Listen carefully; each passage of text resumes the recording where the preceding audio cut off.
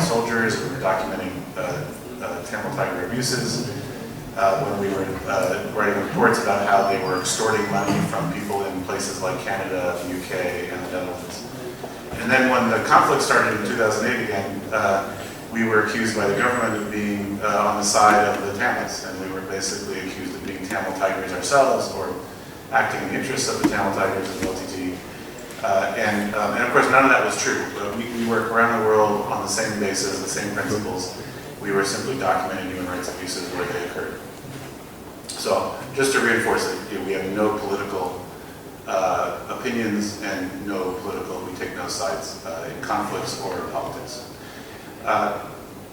It's very nice to be back here. I personally was blacklisted from the country, as were some of my colleagues, and that has just changed.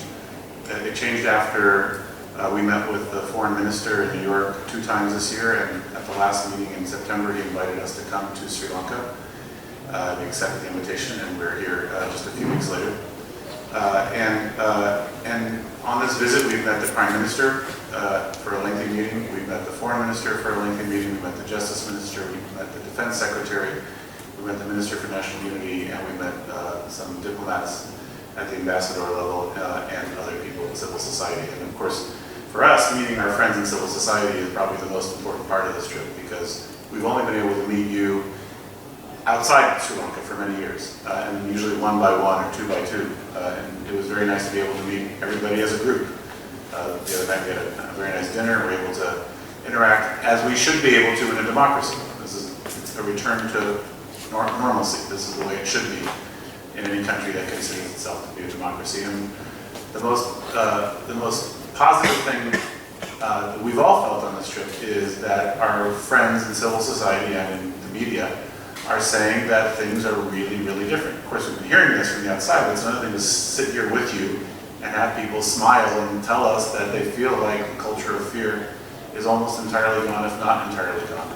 Now, that is not necessarily true for the whole country, of course. We all know that there are still pressures on civil society in other parts of the country, particularly in the north and northeast. But the reports that we're getting from people is that even there, things are substantially better. And the trajectory is positive, the trend is positive, and we expect that trend to continue. We've had a lot of discussions with the government about accountability, and the big issue in Parliament the last few days, and in the country's political discussions has been about accountability, particularly for wartime abuses. That is a very important subject in any sphere of governance. And so today we're here to talk about the problem of police abuses in Sri Lanka, and the fact that the police resort to physical mistreatment of people very quickly. Human Rights Watch started working on this, and through in many other countries we've done projects in India, in Malaysia recently. We have one in Pakistan coming out early next year. We did a report on police abuse in Vietnam recently. And it is a common problem, and as you all will have seen by watching television and reading news, it's a problem in the country I'm from, which is the United States. This last year we've seen one scandal after another of police using lethal force and otherwise mistreating members of the public in the United States. So even in advanced democracies with the rule of law, with a strong judiciary, high education levels, the police abuse continues to be a problem. Why is that? Well, in many cases, the problem is lack of accountability and oversight. Police officers are human beings. If they are given space and given the ability to mistreat people, unfortunately, human beings do this to each other frequently, and the police are no exception. So what we've seen in the United States, for example, is a lack of oversight and accountability in many police departments. The police can get away with murder because nobody is looking at them from an independent perspective to see what they're doing and whether what they've done is legal or illegal. The main problem is that the police themselves. It's the police who investigate themselves when there are allegations of misconduct in many communities in the United States and around the world.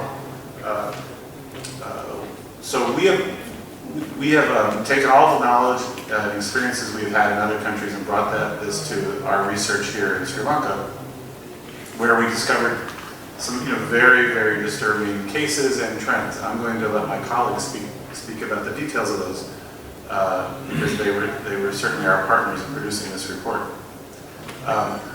What I will say is that the recommendation that we have made in other countries stands here as our primary recommendation. There must be an independent oversight body, often called an independent police complaints commission in other countries. But whatever you call it, there needs to be the creation of a systematic response with an independent structure, with an independent budget, with independent staff who can look into the kind of allegations we have in this report. Because the allegations in this report are very serious and they affect all Sri Lankans. And the last thing I'm going to say before I turn it over to my colleagues is that this report is different than a lot of Human Rights Watch reporting in the past, which focused on LTT abuses or government abuses in the conflict. In other words, the underlying issues were often related to ethnicity, politics, religion, because of the way that these groups are organized. This report has got nothing to do with that. It's an attempt for us to look at the problems in the country with police abuse that do not relate to any of the conflict-related issues. They don't relate to whether the perpetrator or the victim is Sinhalese or Tamil, Muslim, or otherwise. This is just what happens to people on an ordinary day-to-day basis in various parts of the country. And these are just illustrated cases. It would have been possible to have a report with many, many more cases.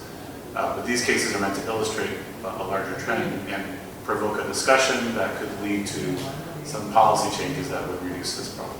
So with that, I'll pass to, I don't know who wants to speak first.